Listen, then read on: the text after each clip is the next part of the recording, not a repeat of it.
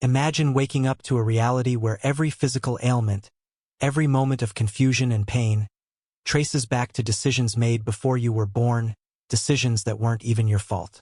This was the harsh reality for many women trapped within the complex webs of royal bloodlines in Europe, where marriages weren't born out of love, but rather to preserve wealth and power. The obsession with keeping bloodlines pure created not only political alliances but also genetic nightmares, consequences of which would haunt generations. A quiet truth echoed through the royal halls. These women were not simply the victims of circumstance. They were born into systems designed to preserve a dynasty, regardless of the human cost. For centuries, European royalty practiced inbreeding, convinced that it was the only way to preserve their divine right to rule. In their minds, keeping the bloodline untainted by the common was paramount. But this obsession with purity sowed the seeds of a catastrophe that would become painfully visible in the faces and bodies of royal women, whose suffering became a testament to the flawed logic of their families. With each cousin marrying cousin, each sibling pairing with sibling, the family tree became more of a tangled noose than a symbol of noble continuity. The Habsburg family, most notably, was a prime example of this devastating cycle. The Habsburgs didn't just practice royal inbreeding, they perfected it. By the 16th century, their empire was united by blood but divided by genetic decay. Their motto, "Let others wage wars. You, happy Austria, marry," was a stark reflection of the system they perpetuated. But the marriages weren't happy. They were calculated genetic disasters that bound the future of their empire with chains of hereditary disease. We begin our story with Maria Anna of Austria, born in 1634 in the grandeur of Vienna's Hofburg Palace, a child who would never know a life free from pain or suffering. From the moment she came into the world, her destiny was sealed. Maria Anna's physical deformities were not her fault. They were the consequence of generations of cousin marriages, the natural culmination of a family tree so twisted that it began to strangle itself. The Habsburg curse, which had been whispered about in the palace corridors, became her reality. Maria Anna's spine curved unnaturally, forcing her into a hunched posture that made even breathing difficult. Her jaw protruded to such an extent that she struggled to eat solid food. She couldn't chew her meals without exhaustion, and servants had to prepare her food into tiny pieces to help her swallow. But perhaps the most harrowing part of Maria Anna's life wasn't just the constant pain. It was the realization that her suffering was the result of a family's ambition. Her physical deformities were a legacy of her ancestors' decisions to prioritize their royal bloodline above all else. As she grew, Maria Anna came to understand that she was not a singular case but part of a pattern that had afflicted the Habsburgs for generations. Portraits of her ancestors lined the walls of the palace, and in each painted face, Maria Anna saw the same deformities that plagued her own body. An uncle with a similar jawline, a grandmother with the same curved spine. She was not unique. She was the latest victim in a long line of genetic failures. And yet no one dared speak the truth.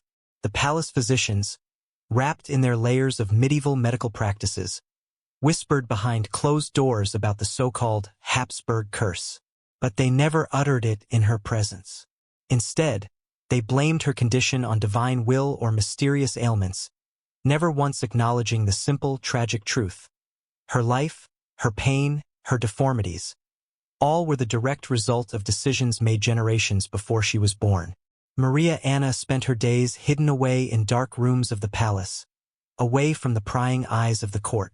She buried herself in books, seeking solace in the worlds they contained. In literature, she found realms where bloodlines didn't matter, where love transcended genetic inheritance. It was in books that Maria Anna could escape her reality, even if only for a brief moment. But the world outside her books was relentless. Her deformities were the subject of constant scrutiny. The royal physicians came to examine her regularly, documenting her spine's curve, the protrusion of her jaw, her increasing frailty. She became nothing more than a case study, a living example of what happens when a bloodline is pushed to its genetic limits. It was not her person that mattered, but her condition. The loneliness she endured was perhaps even worse than the physical pain.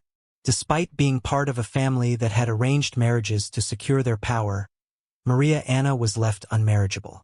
Potential suitors, all of them also her cousins, recoiled when they saw her deformities. Her destiny, one of solitude, was sealed not by choice but by circumstance. Even in a time when cousin marriage was the norm, the severity of her deformities left her with no chance of forming a marriage alliance. The family that valued her bloodline above all else could not bring themselves to marry her off, for the physical defects were too great to ignore. At 32, Maria Anna died, her body finally succumbing to the weight of accumulated genetic damage. Her death certificate listed various ailments, but the truth was never written down. She died because her ancestors had chosen power over humanity, purity over compassion. Her story is a painful reflection of a royal system that failed to understand the consequences of their obsession with bloodline purity. Maria Anna of Austria's story unfolds in the regal halls of the Habsburg Palace. Yet within these walls, the wealth and opulence could not shield her from the tragic reality of her inherited condition. From the moment she was born in 1634, Maria Anna's life would be defined by the haunting legacy of her family's genetic obsession. Unlike the other children who ran freely, laughing and playing, Maria Anna's world was a quiet, painful struggle. Her body betrayed her at every turn. From an early age, Maria Anna exhibited severe physical deformities. Her spine curved unnaturally, forcing her into a hunched position that made even basic movements agonizing. The deformities were so severe that she could hardly breathe without difficulty, and her once dignified posture gave way to a painful stoop. Yet, this was merely the tip of the iceberg. Her jaw protruded far beyond what was considered normal, creating not only difficulty in speaking but, more painfully, eating. Meals became a slow and exhausting process, as servants had to cut her food into small pieces for her to chew and swallow. But even then, she struggled. What should have been a simple act of nourishment became a trial of survival. As Maria Anna matured, so did the clarity of her predicament. She was not the first to suffer under the weight of the Habsburg legacy, and she certainly would not be the last. Maria Anna's deformities were not isolated incidents, nor were they the result of random misfortune. Instead, they were part of a long-standing, carefully orchestrated dynastic tradition. The Habsburg family, like many royal families across Europe, had been preserving its bloodline through a long and dangerous series of intermarriages. Cousins marrying cousins, uncles marrying nieces, siblings pairing to consolidate power. What they could not foresee, however, was that these repeated unions would lead to a catastrophic genetic breakdown that would leave their descendants ravaged by disease, deformities, and early death. Maria Anna's early life was shaped by the portraits that lined the walls of the palace. Her family's history was preserved in oils and pigments, with each painting an eerie reflection of the curse that haunted her own body. Her grandmother with the same crooked spine, her uncle with the same protruding jawline. There was no escaping the painful truth. The once proud lineage of the Habsburgs was now a twisted, disfigured shadow of its former glory. Maria Anna wasn't just a person. She was a tragic symbol of everything that had gone wrong with the family's obsession with purity. Her deformities were frequently the subject of examination by the palace physicians. They would measure the curve of her spine, note the length of her jaw, and document the weakening of her limbs. To them, she was not a person but rather a case study, an experiment gone awry. Every visit was an assault, not only on her physical body but on her spirit. The palace physicians offered no answers, only more medical procedures, more discomfort, and more whispers. In a world where every aspect of one's life was dictated by their lineage, Maria Anna's condition left her with few prospects. She was a young woman, born into a family that prized marriage as a strategic alliance, but no suitor was willing to accept the reality of her genetic fate. Even in a society where cousin marriages were common, where bloodlines were preserved above all else, Maria Anna was unmarriageable. The deformities she suffered from made her a social outcast in a world that valued royal marriages above all else. As the years went on, Maria Anna retreated further into the shadows of the palace, hidden away from the public eye, hiding not just her body but the truth about her condition. She spent much of her time reading, immersing herself in books and ideas that allowed her to escape her painful reality. In the pages of these books, Maria Anna found solace, a world where bloodlines didn't matter, where love was freely chosen, and where children were not burdened with the sins of their ancestors. Yet, no matter how far she retreated into the pages of her books, reality always intruded. The physicians continued their visits, and the court continued its focus on bloodlines, never once considering the human cost. The Habsburg family's obsession with purity had led to Maria Anna's suffering, yet it remained a silent truth, whispered only behind closed doors. Joanna of Castile, born in 1479, was destined for greatness. She was the daughter of Isabella and Ferdinand, the Catholic monarchs who famously expelled Jews and Muslims from Spain, and who financed Columbus' journey to the New World.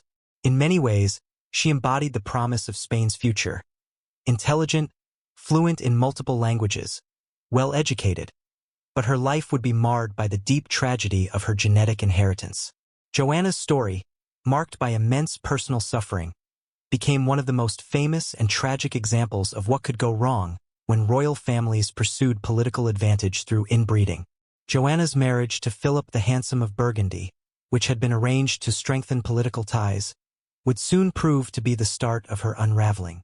On the surface, this union might have seemed like a match made in heaven, both young and full of promise, but beneath the surface, it was a psychological battlefield. Philip, cruel and unfaithful, manipulated Joanna with a cold indifference that would eventually fracture her mind. His emotional neglect and constant infidelities created a storm inside Joanna, but it was the intense obsession she developed for him that would be misinterpreted by court physicians as madness. The reality, however, was much more complex than the simple label of madness could convey. Joanna's obsession with Philip was not madness. It was the desperate response of a woman trapped in an impossible situation. She had been raised to believe that her purpose in life was to marry for political alliance and to produce heirs.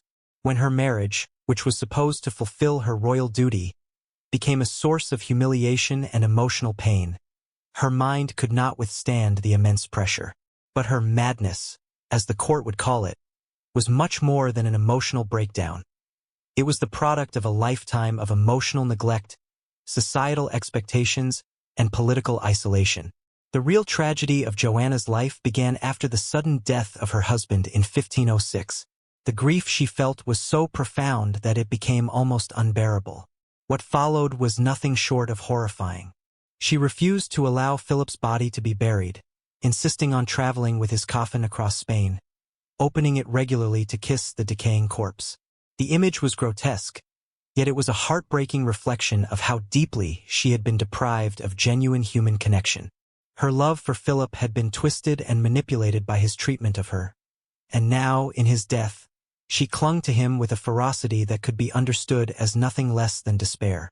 Despite her apparent insanity, the treatment she received from her family and the court was political rather than medical. Joanna's father Ferdinand, and later her son Charles V, used her supposed madness as a convenient excuse to lock her away, keeping her in confinement for 46 years. For decades, Joanna lived in a royal convent at Santa Clara in Tordesillas, subjected to deplorable conditions. She was kept in dark, cold rooms, given little food, and denied basic hygiene. The emotional and physical isolation she endured was almost unbearable, and yet, it was all justified under the guise of her supposed madness. Modern historians now view Joanna's so-called madness in a new light. While her behavior may have been extreme, it can be understood as the natural response of a woman suffering from severe depression and post-traumatic stress disorder. Her isolation, the constant emotional abuse, and the pressure of her royal duties created the perfect storm for mental breakdown. But the genetic component of her suffering cannot be ignored.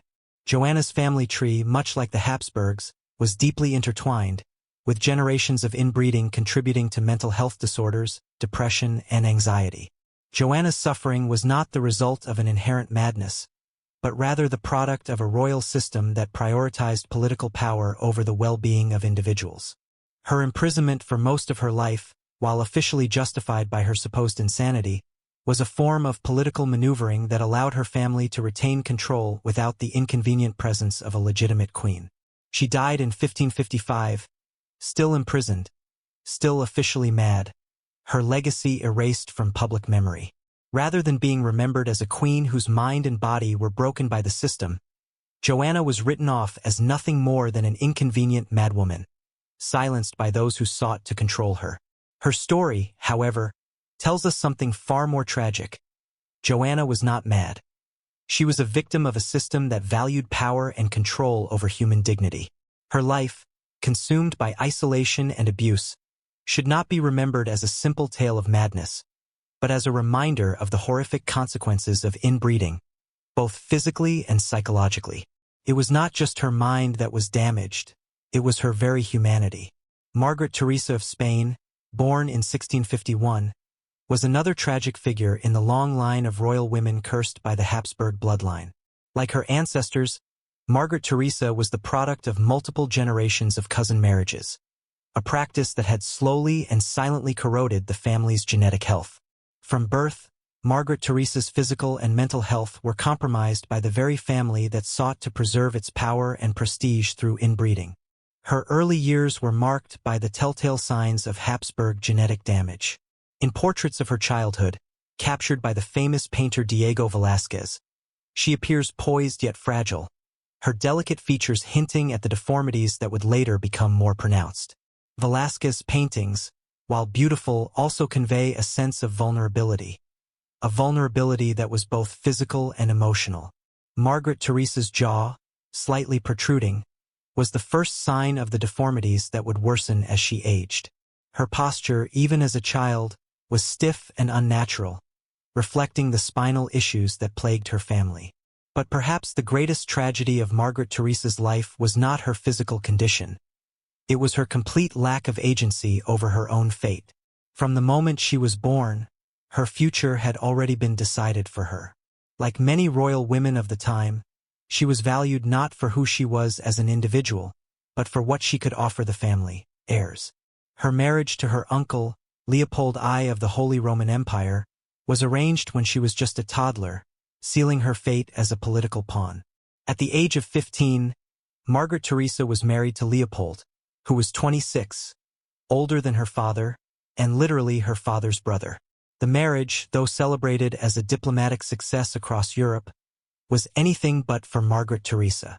It marked the end of whatever semblance of childhood she had left, as she was thrust into a marriage with a man she barely knew, and who, at best, treated her as a means to continue the Habsburg dynasty. The pressure to produce heirs was immediate and immense. As a young woman with frail health, the burden of childbearing took a severe toll on her body. The physical strain of repeated pregnancies, combined with the genetic issues inherited from generations of inbreeding, weakened her with each attempt. Her first child, a daughter, was born but lived only a few months. Her second pregnancy ended in miscarriage, further compounding her physical and emotional suffering. It was only after several failed pregnancies that Margaret Theresa managed to give birth to a son who survived infancy, but the joy of the court was short-lived. It soon became evident that the child had inherited the same genetic problems that had plagued the Habsburg family for generations. The legacy of inbreeding had once again produced a child who would carry the curse of deformities and health problems. This moment of relief, of securing the succession, was overshadowed by the grim reality that the cycle of genetic destruction had not been broken. With each pregnancy, Margaret Theresa grew weaker. The combination of anemia, respiratory problems, and possibly epilepsy left her physically exhausted and frail. Court physicians documented her declining health with clinical precision, noting her increasing difficulty in speaking, her inability to keep food down, and the worsening of her condition. But despite the clear link between her genetic inheritance and her declining health, no one dared to acknowledge the true cause. Instead, her symptoms were treated as isolated medical conditions, not as the inevitable consequence of a royal family's obsessive pursuit of bloodline purity. By the time Margaret Theresa passed away in 1673, at the age of 21, she had already endured more suffering than most people could bear in a lifetime. Official records listed the cause of death as fever, but the real cause was far more sinister: Her body had simply given up under the accumulated weight of genetic defects and the physical toll of constant childbearing. Her death was mourned, but not for the reasons one might expect. The court and diplomats lamented the loss of a potential source of heirs, but few mourned the tragic young woman who had been sacrificed to preserve a bloodline already poisoned by generations of inbreeding. The legacy of her life and her death was one of silent suffering, a reminder of the dangers of placing political expediency over the well-being of the individuals who bore the burden of royal bloodlines. Margaret Theresa's story is a tragic example of how the Habsburg dynasty, in its pursuit of power and purity, ignored the cost of human suffering. Her life was not a political triumph, but a tragic failure of both genetic and human compassion. In her, the Habsburg curse reached its most heartbreaking conclusion, where the pursuit of bloodline purity came at the expense of a young woman's life, her health, and her happiness. Anna of Austria, born in 1601, was another unfortunate product of the Habsburg family's genetic experiment. The story of her life is not merely one of political alliances, but one soaked in the bitter consequences of royal inbreeding. As with many royal women of the time, Anna's worth was not determined by who she was as an individual, but by her ability to secure the royal line through marriage and childbearing. Yet, even before her birth, Anna was condemned to live a life marked by physical and psychological suffering. Anna's early years in Madrid were shaped by the typical signs of Habsburg inbreeding: delayed physical and mental development. As a young child, Anna's cognitive growth was slow, and she exhibited difficulty with speech and learning. Her jaw protruded noticeably, making both eating and speaking laborious. But the most striking aspect of Anna's condition was the intense anxiety and depression she experienced from a young age, which would later define much of her life. Her health issues were exacerbated by the pressure to marry and produce heirs, a task she was ill-equipped to handle, both physically and emotionally. At just 14 years old, Anna was married off to Louis XIII of France in an attempt to solidify political ties between Spain and France. The marriage, arranged as part of a complex diplomatic arrangement, forced Anna into a foreign court where she would have to navigate a new language, a new culture, and new expectations. She was not prepared for the immense pressure that awaited her in the French court. Louis XIII, while a king, was a deeply troubled individual in his own right. Suffering from his own mental health issues, possibly depression, Louis XIII was distant and cold toward Anna, further deepening her sense of isolation. As Queen of France, Anna was expected to fulfill her duty by producing male heirs, a responsibility that weighed heavily on her already fragile health. The pressure to perform this task was compounded by her growing health issues. Anna experienced multiple miscarriages and the deaths of her children, each loss adding to the emotional and physical toll of her life. Court physicians, following the medical understanding of their time, blamed Anna for these failures, subjecting her to painful treatments in a desperate attempt to make her more fertile. Bloodletting, purging, and bizarre dietary restrictions became part of her daily routine, all in the name of ensuring the survival of her bloodline. Yet, no one saw the true cause of her troubles, her family's genetic legacy. Anna's suffering was not only physical but also psychological. Her growing anxiety and depression were exacerbated by the constant public scrutiny she faced. The court gossiped about her inability to produce heirs, whispering that she was cursed, that Spain's marriage with France was doomed from the start. This constant criticism took its toll on Anna, who increasingly retreated from the public eye. She developed signs of agoraphobia, spending days hidden in her private apartments, avoiding public appearances as much as possible. Her relationship with Louis XIII deteriorated, with both partners blaming one another for their failure to produce a male heir. In the midst of this turmoil, Anna turned to religion for solace.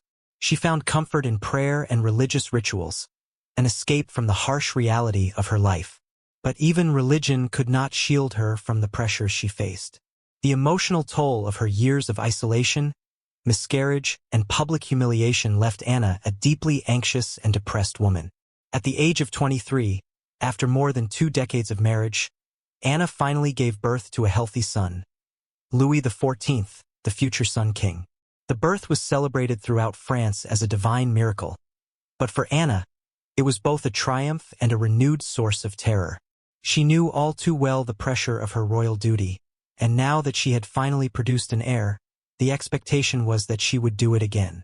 The relief she felt was fleeting, as the emotional weight of her years of suffering returned with the realization that her value, in the eyes of the court, was still measured by her ability to produce more heirs. Despite the birth of her son, Anna's health continued to deteriorate. Years of stress, isolation, and genetic inheritance had taken their toll.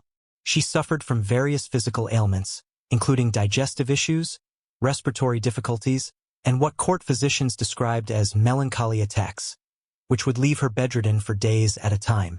Modern medical analysis suggests that Anna's depression, anxiety, and other psychological issues were the result of the same genetic vulnerabilities that plagued the Habsburg family for generations. Anna lived through the final years of her marriage, but her health continued to decline. She died in 1666, at the age of 65, having outlived her husband and seen her son ascend to the throne as one of Europe's most powerful monarchs. But despite the political success of her son, Anna's legacy was not one of triumph. Instead, it was a legacy of suffering, a reminder of the human cost of royal inbreeding, and the emotional and physical toll it took on the women forced to bear the weight of their family's legacy. Her story, like so many others in the Habsburg family, is a tragic testament to the dangers of prioritizing political alliances and dynastic preservation over the well-being of individuals. Anna's life serves as a cautionary tale about the human cost of bloodline purity, and the silent suffering that can result when people are reduced to mere tools for dynastic survival. The story of Marie Antoinette, born in 1755 as the daughter of Empress Maria Theresa of Austria and Francis I, Holy Roman Emperor, is one that transcends the royal intrigues and political machinations of her time. While her life was defined by fame, grandeur, and the dazzling courts of Versailles, it was also tragically bound by the Habsburg legacy of inbreeding, a genetic curse that had haunted her family for generations. Marie Antoinette's life, much like her ancestors, was one shaped not by choice but by the heavy hand of political expediency. Her marriage to Louis XVI of France at the tender age of 14 was arranged to solidify an alliance between the Austro-Hungarian Empire and France. This union, celebrated by many as a diplomatic triumph, was anything but a romantic partnership. Instead, it marked the beginning of a life defined by immense personal suffering, emotional turmoil, and the psychological toll of carrying the weight of a cursed bloodline. Despite her youthful beauty, as seen in the famous portraits by artists like Elizabeth Louise V.G. Lebrun, there were subtle signs of her genetic inheritance that became more apparent with age. Her distinctively Habsburg jawline, a legacy of generations of cousin marriages, was more pronounced as she grew older. The Habsburg family trait had become so ingrained that it was almost emblematic of the family's twisted legacy. Yet, the true cost of Marie Antoinette's marriage to Louis XVI went beyond physical deformities. It was deeply psychological. In the royal court of Versailles, the pressure on Marie Antoinette to produce an heir was overwhelming. The French court, obsessed with the continuation of the royal bloodline, expected her to fulfill her duty as queen by bearing a son who could ensure the survival of the monarchy. Yet, the marriage itself was fraught with tension. Both Marie Antoinette and Louis XVI were struggling with their own inherited psychological baggage.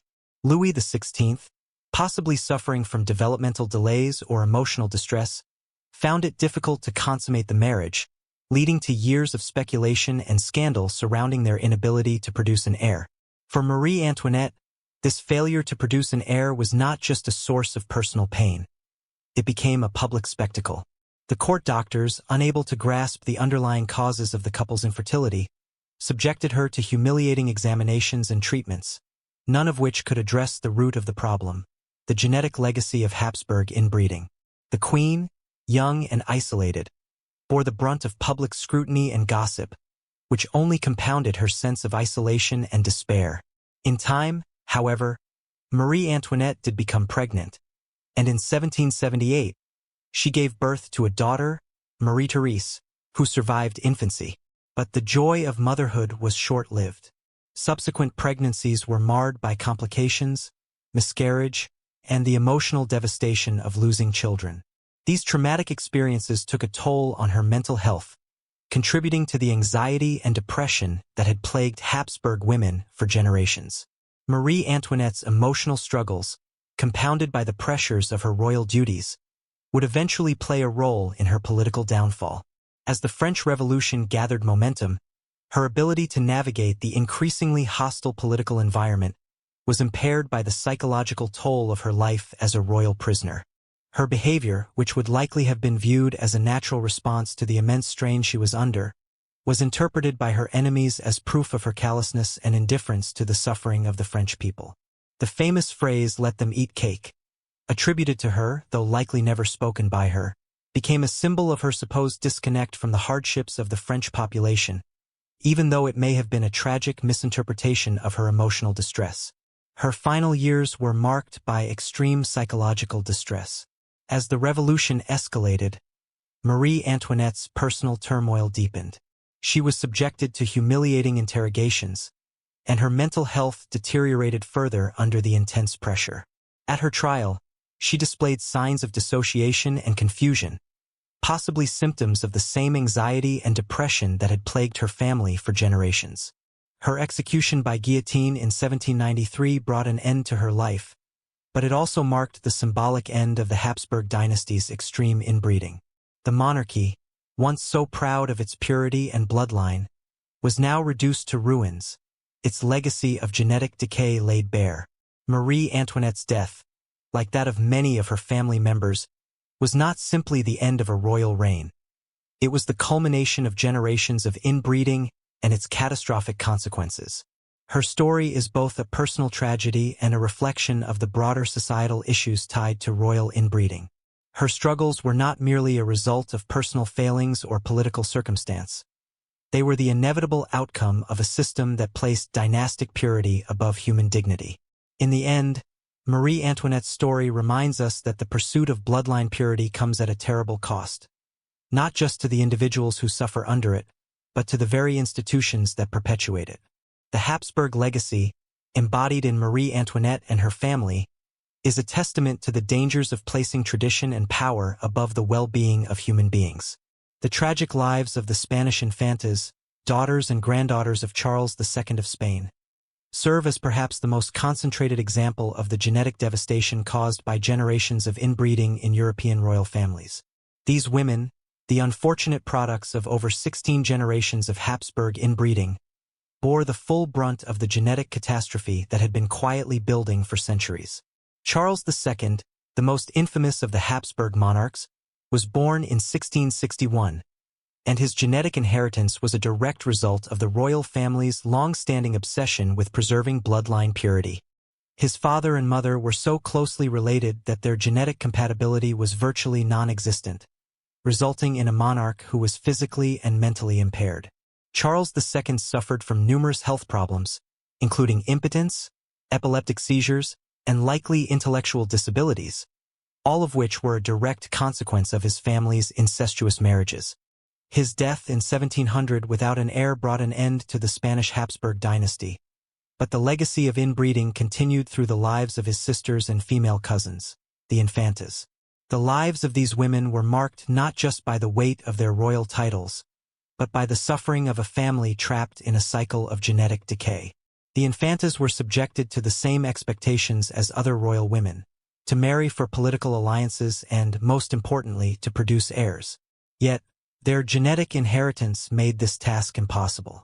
These women, whose bodies had been twisted by generations of inbreeding, were physically and mentally ill-suited for childbearing. One of the most tragic of the infantas was Maria Margherita, born in 1651. From early childhood, Maria Margherita exhibited severe developmental delays. Court records describe her as a child who could not speak clearly until the age of 7 and who had difficulty walking. Modern medical experts might recognize these symptoms as signs of autism spectrum disorder. Yet at the time, she was still considered marriageable because of her royal blood.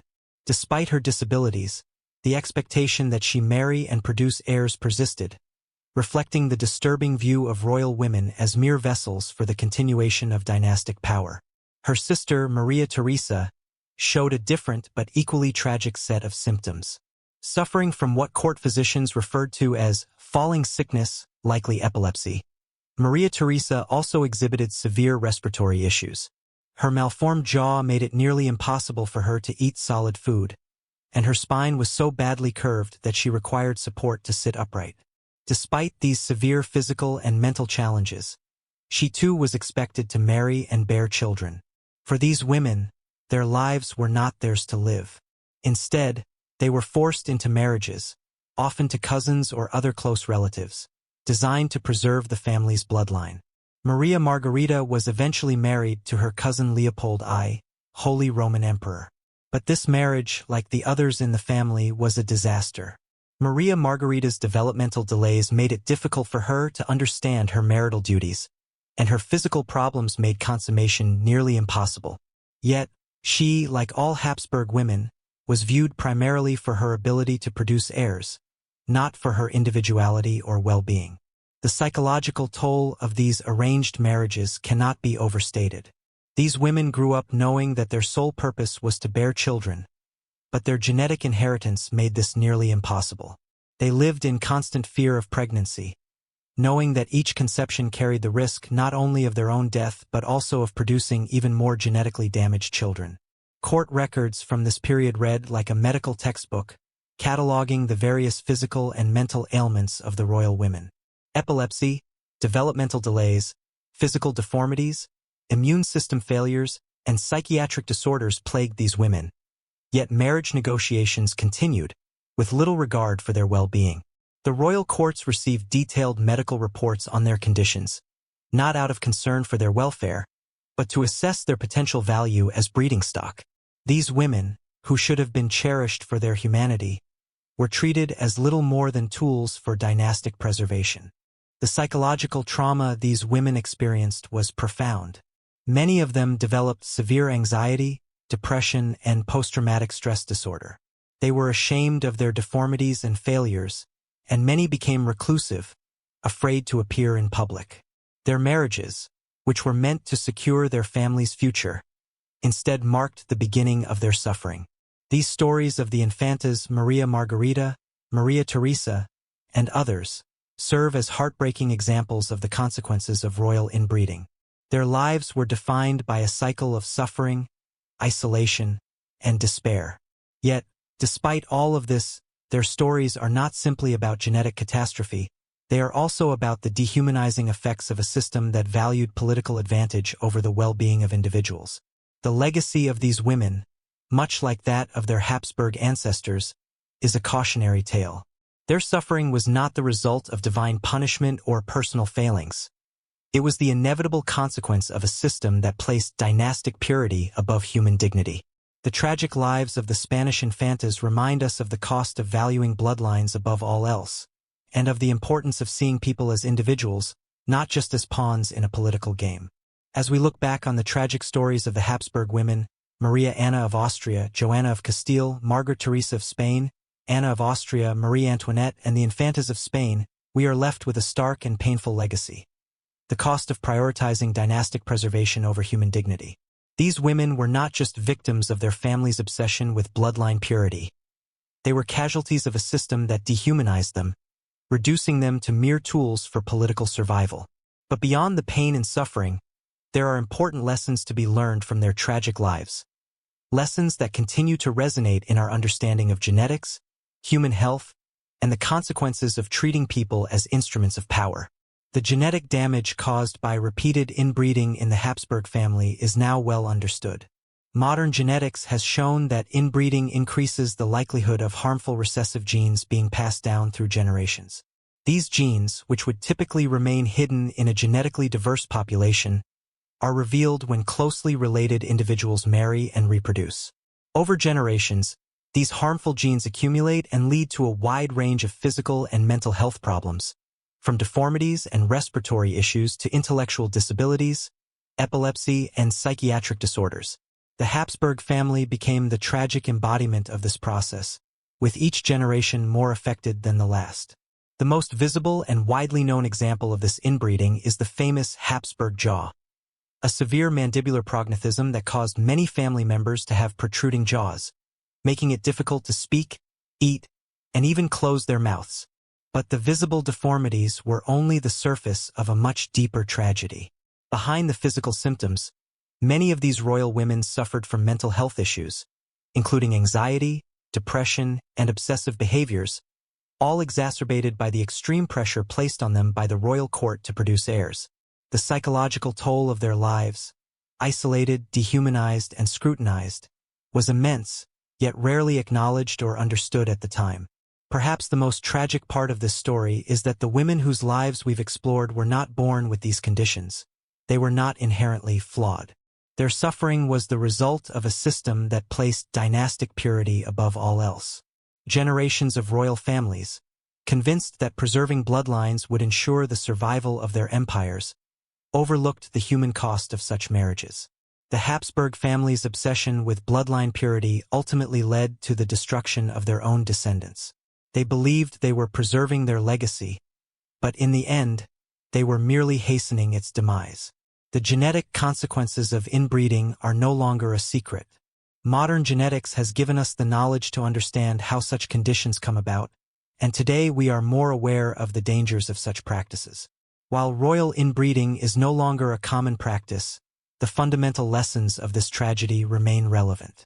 Communities that continue to practice cousin marriage or other forms of close-kin marriage may face similar genetic consequences, and it is vital to recognize the impact these traditions can have on future generations.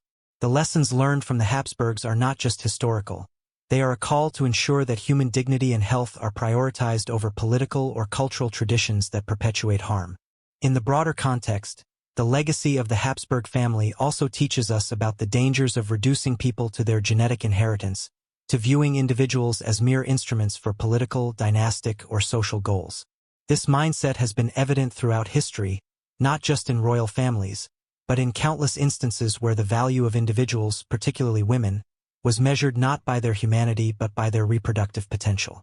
The Habsburg women were valued for their ability to produce heirs, not for their talents, intellect, or individuality.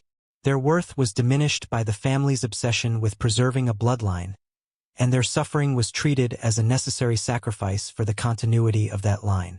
Yet, in the stories of these women, there is also a glimmer of resilience. Despite the immense suffering they endured, many found ways to assert their humanity. Maria Anna became a scholar, seeking intellectual freedom in a body that betrayed her. Joanna, even in her madness, maintained her fierce love for her deceased husband. Margaret Theresa bore her suffering with dignity. Anna found solace in faith, and Marie Antoinette faced her execution with courage. These women, though trapped by their families' decisions, still found ways to resist dehumanization, to assert their worth in a system that sought to reduce them to mere reproductive vessels. Their stories, though tragic, remind us of the importance of putting human welfare above political advantage, of valuing individuals for who they are, not for what they can produce. The Habsburg legacy is a cautionary tale, one that warns against the dangers of placing tradition, power, and bloodline purity above compassion and human dignity. These women were not simply victims.